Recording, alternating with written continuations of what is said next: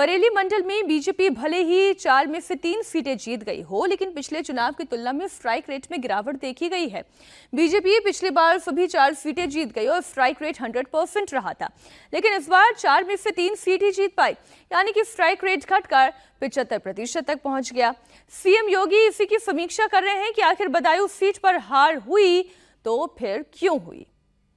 BJP के सहयोगी दलों के नेता भी लगातार दोनों नेताओं से मुलाकात कर रहे हैं। अब संजय निषाद, जो कि कल केशव प्रसाद मौर्य से मिलने के लिए पहुंचे, आज उन्होंने सीएम योगी आदित्यनाथ से मुलाकात की। ये दोनों तस्वीरें इस वक्त आपके सामने रख रहे हैं। कल केशव प्रसाद मौर्य से मुलाकात, तो आज मुख्यमंत्री योगी आदित्यनाथ से मुलाकात की तस्वीर।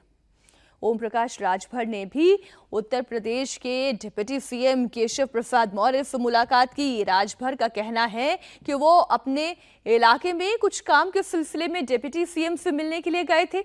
आजमगढ़ में सीएम योगी आदित्यनाथ की बैठक में नहीं जाने के सवाल पर ओम प्रकाश राजभर ने उस पर भी टिप्पणी की।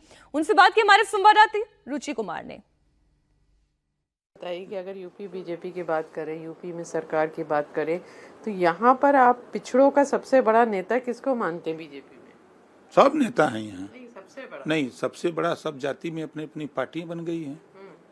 आप उठा के देखिए, कोई ऐसी जाति तो नहीं बची है लगभग जो बड़ी बड़ी जातियों पिछड़ी जाति। सहयोगी दल की बात नहीं कर रहे, बीजेपी के लिए पूछ रहे हैं आपको। संजय निषाद नहीं, बीजेपी में पूछ रहे हैं।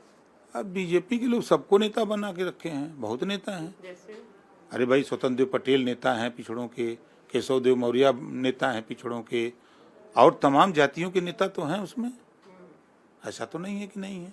जैसे केशव प्रसाद मौर्य की आपने बात की, तो इधर हम देख रहे हैं कि केशव प्रसाद मौर्य पिछले 10 दिनों से लगातार मंत्रियों से, विधायकों से, पूर्व विधायकों से, पूर्व सांसदों से मुलाकात कर रहे हैं।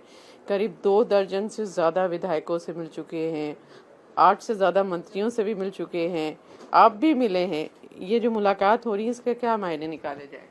ये तो अनवरत मिलते हैं लोग, ऐसा नहीं। हम तो 7 साल के ऊपर हो गया देख रहा हूँ कि विधायक, सांसद, मंत्री वो भी जाके मिलते हैं, लोग उनके यहाँ जाके मिलते हैं।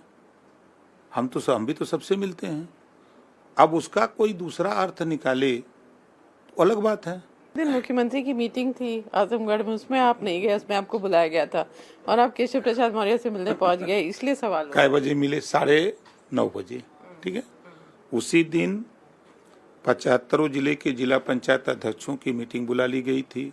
हाल बुक हो गया था, सबको सूचना चली गई थी।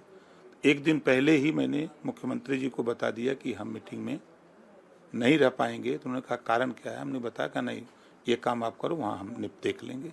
लेकिन जैसे केशव प्रसाद मौर्य और मुख्यमंत्री योगी आदित्यनाथ का घर बिल्कुल अगल बगल है, बीच में 1-2 घर आते हैं।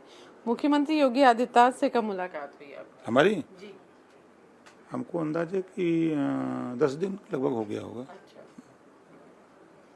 तो जैसे केशव प्रसाद मौर्य से आप मिले, तो ये देख रहे हैं जो बीजेपी के मंत्री हैं, सरकार में जो मंत्री और भी हैं, वो या विधायक हैं, कह रहे हैं अफसर नहीं सुनते हैं। ये शिकायत आपको भी है? नहीं, हमको नहीं। झुकती है दुनिया, झुकाने वाला चाहिए।